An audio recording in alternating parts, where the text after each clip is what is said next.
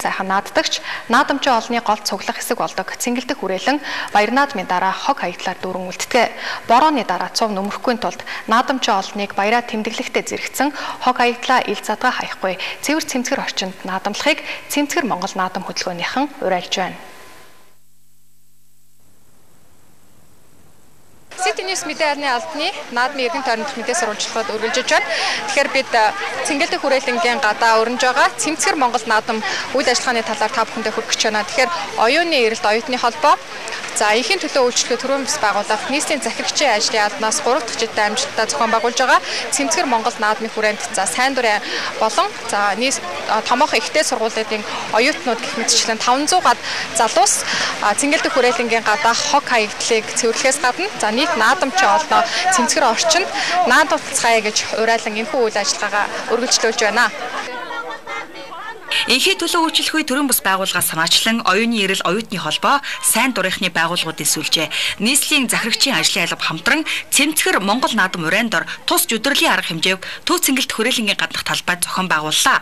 Баяр наадмын үйл ажиллагааг нийгэмд үйлчлэх сайн дурын ажилтай хослуулан иргэдийн ая тухтай эрүүл аюулгүй тайван амгалан орчинд соёлтой боловсон баярлах нөхцөлийг бүрдүүлэхэд Цэмцгэр Монгол наадам үйл ажиллагаа чиглэгдэж байна.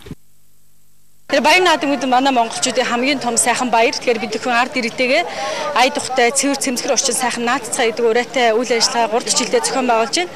Тэр үүний өмнө бид 28-наас 6 сарын 28-наас хаваад 14 хоногийн аян зохион байгуулад олон нийтийн хэвлэл мэдээллийн хэрэгслээр энэ үйл ажиллагааны талаар ард иргэдэд уриалсан байгаа. Тэгээ энэ өнөөдөр болохоор ер нь бол наадмын яг 2 өдрийн турш 500-аад яг сайн дурынхан одоо энд ая тухтай цэвэр цэмцгэр орчныг бүрдүүлэхийн төлөө сайн дураараа ажиллаж байгаа.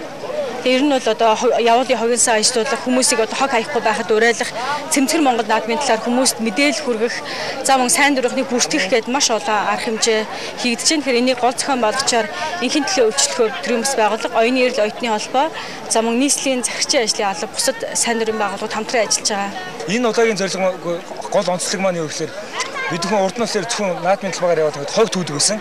Энэ жил хүмүүсийг хог хавиулахгүй байх талаар уриалаад за тэгээд хүмүүсийг одоо хог хайсан бол хамтдаа ингээд тэр хүмүүстэй хамтраад ингээд хог гэсэн ингээд түүгээд ингээд явж байгаа ийм гол онцлогтой юм байна.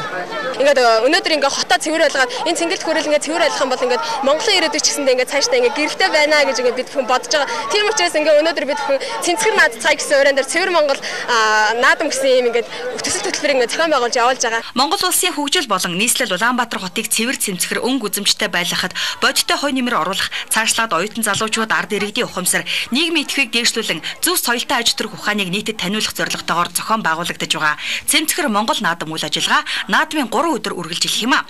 Тиймээс наадамчин олон та бүхнийг уусан ундааны сав, эдсэн чихрийн цаасыг ил задгаа хаяхгүй цэвэр орчинд сайхан наадамлахыг Цэмцгэр Монгол наадам хөтөлбөөнийхэн уриалж байна. Нар хур дэгширсэн наадмын талбайд Монгол улсаараа бахархаж их